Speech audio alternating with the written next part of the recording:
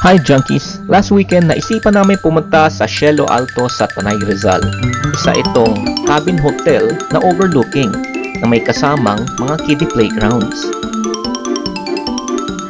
But first, come on, say hi! Kitang-kita nyo naman kung gaano ka-excited at ka-curious ang isang ito. They also include a restaurant na may kasamang live singer. Naisipan kong bumili ng tempura, pati ang kung pao chicken.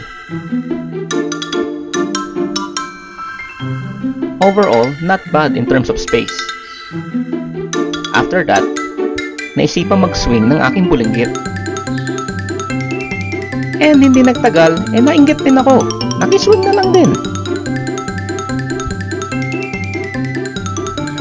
Napakalaki din ng kanilang playground na may kasamang mga games na pangperya.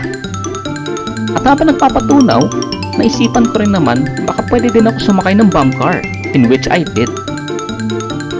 And meron din silang kasamang go-kart. For prices, etong pwedeng prices nila for the cabins. If you want a more detailed video about Cielo Alto, please follow the Hungry Joker. See you soon!